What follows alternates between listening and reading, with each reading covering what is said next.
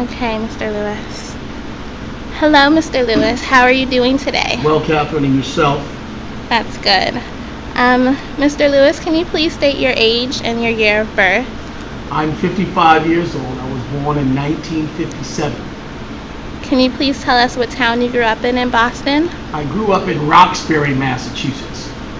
Is that northern or southern Boston? It would be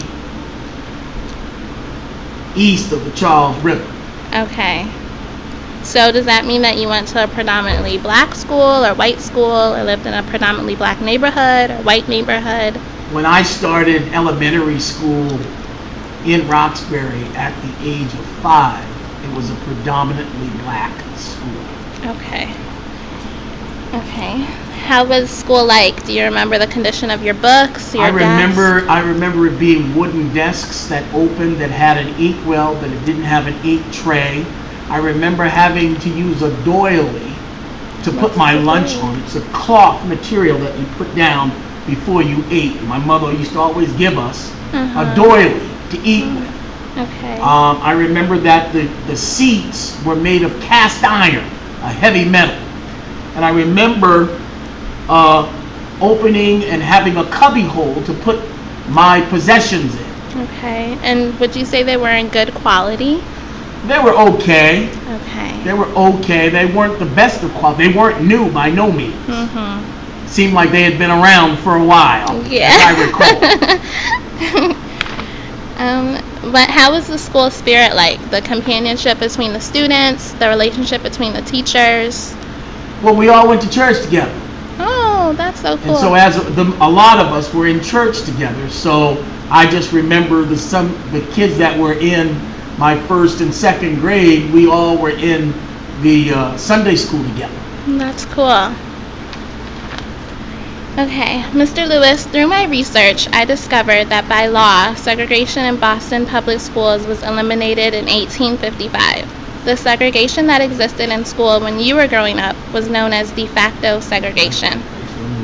Yes, a segregation that was a result of issues like racism, discrimination, and financial inequalities, to name a few.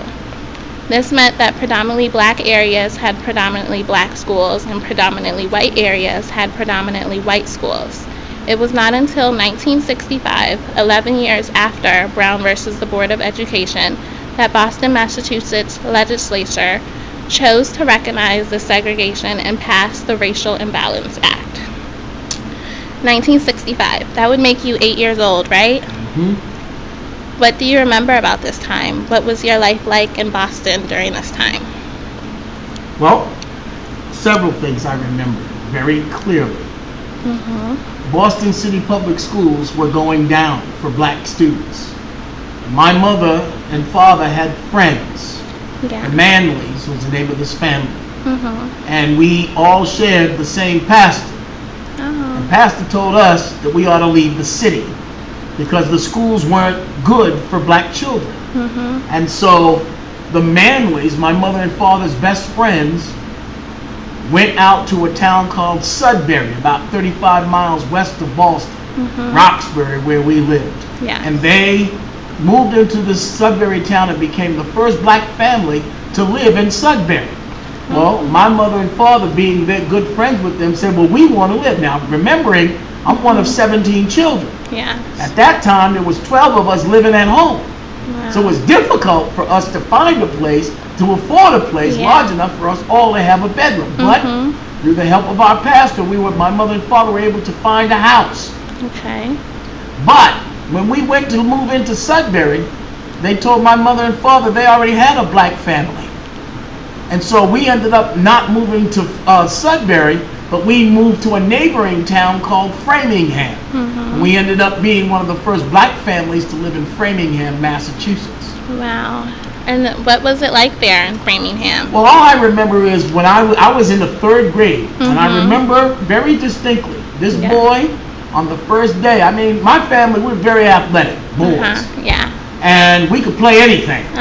But being around them, I remember my mother and father dropping off all of my older brothers at the middle school and at the high school, the junior high school and the high school, and all of them fussing that they didn't want to go. And they were very upset that they had to even go to school out here because they didn't think that they were going to be accepted because of the racism. Yeah. And as a result, I remember Mom dropping me off and going to school, and I had an incident where this little boy spit in my face. Oh my God. And this other little white boy named Michael Tarasconi came up to me and helped wipe that stuff off my face. Oh. And he became my friend. And don't you know, a week later, we got that boy. His name was Nelson Warner. And I beat him to a pulp. I remember. Yes. Okay? But I also remember my older brothers going to high school, and then them going to high school, they had a problem. See, back then you had school clothes, you had Sunday clothes, and you had play clothes. So we went to school, you came home, you changed your clothes, then you put on your play clothes and you went back out. Yeah. I remember my brothers coming home from having fights with white students outside of school.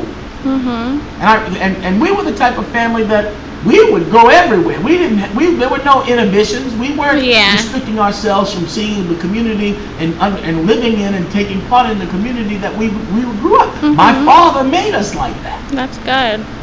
So I just remember fighting, physically fighting, and I remember emotionally and politically fighting. Yeah. It was a really tense time in our country. Yeah. Absolutely. Wow. So what happened when schools started to integrate? Like, what did you Let me give you an idea. So we're in Framingham now. We left the inner city Roxbury, inner city Boston, and we moved to Framingham. We're the first family out there. Well, the first thing my mother and father got a hold of this, it became a town issue. And they had an organization, a program called METCO, where they were going to take the metropolitan kids and bring them out to the suburbs and give them an opportunity to have an education in a better environment. Well, I became a speaker in terms of an advocate for the program. My father and my mother and we went before the town meeting of Framingham. Now, how old were you? I was 9. Wow. 10 years old. No, I was older than that because I was in junior high. Okay. 11 or 12. Okay. And I went before the town meeting and told them why they should have it, because I feel isolated. I feel like there's nobody like me, and by having more kids like me come out to the public schools out here, that we could have better sports team, better music department, we could have better education for everybody, and everybody would help. The whites would learn about the blacks, and the blacks would learn about the whites, since this had never happened before. And so the town meeting, I got to meet all 3 selectmen we had, which were like a mayor, and they split executive, judicial, and they split the executive branch power. And in them doing that, it made our town run real smooth. But the bottom line was, as a result of the meeting, we were able to get METCO at our school. We brought in 40 students. Wow. From the inner city Roxbury out all the way to Framingham. Now, these kids did this for, I don't know, 6, 7, 8 years. Wow. So this was well into the 70s that this was still taking place. Yeah. And what was the environment like in school? It was an interesting environment. We stayed to ourselves and they stayed to themselves. But then there were times, because of sports, that we exchanged, and there were some cultural exchanges, but it took time. Yeah.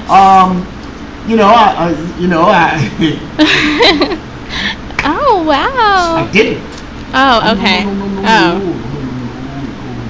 They were scared. Not only scared, didn't want to. Oh. We're told not to. Don't bring them home. Yeah. And so, as a result of that whole program and going to high school and that, I still relate to it today. A lot of kids today, they share the music in it. Those people my generation, they didn't listen to my music. They'll say, oh, they listened to Motown. Yeah. But anything outside of Motown, they didn't know about. They didn't share. So But here's an example. We had a radio station called WILD Boston. And it was a black radio station from 7 o'clock in the morning till 4 o'clock in the afternoon. and that's at dusk. And at dusk, it shut off. And so you couldn't hear any R&B music or any black funk music that with what we listened to, or jazz on the radio station, because we didn't have control of the radio station. Wow. But you heard, oh, bye, bye, Miss American Pie. Drove my Chevy to the levee, but the levee was dry. And then good old boys was drinking whiskey and rye, singing, this will be the day. So we had to listen to all of that. Yeah. And we couldn't listen to our own music. Yeah. And there was no cable, and there was no computers to bring it in and to stream it in, and we didn't have the money. Yeah. So it was kind of a limited existence, if you will, in terms of what's outside of our immediate area. Yeah. And we relied heavily on each other for our fun.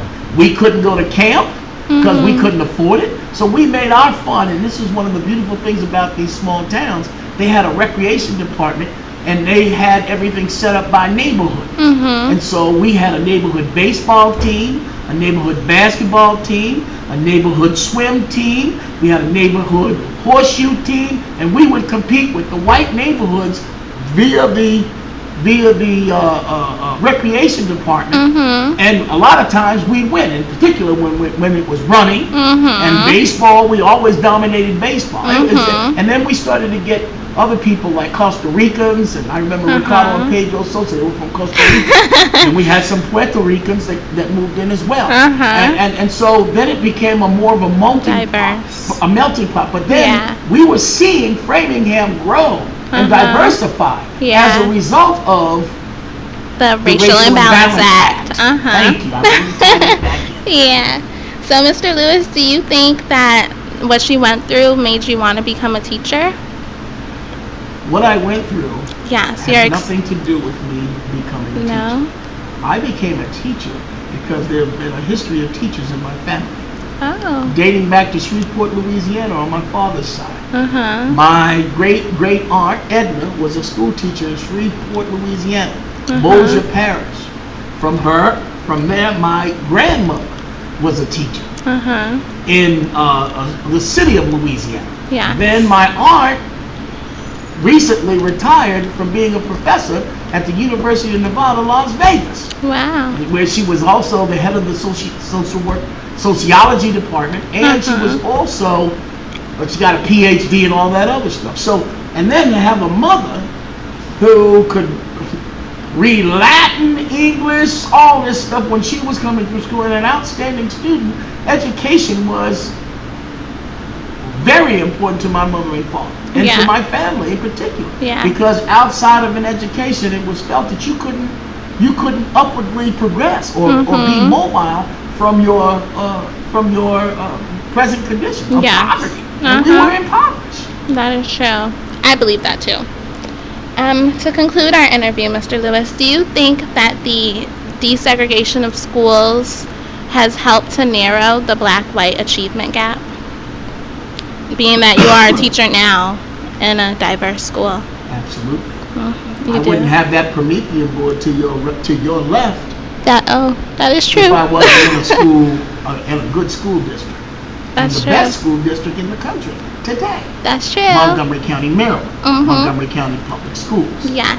I think it has helped immensely, because if we had not have it, and I sometimes say that to my students, as we do, like the civil rights movement, etc. I remember them that, and if we go back, I might not have been your teacher if things hadn't changed, if history hadn't, or the courts hadn't ruled in favor of what Charles Hamilton was doing, if what the NAACP was doing, if SNCC, if Thurgood Marshall hadn't done, Howard University hadn't been the mecca to get things started in the courts, because that's where the fight was won.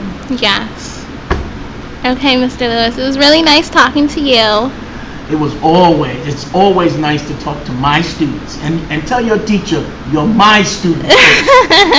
Okay. Bye.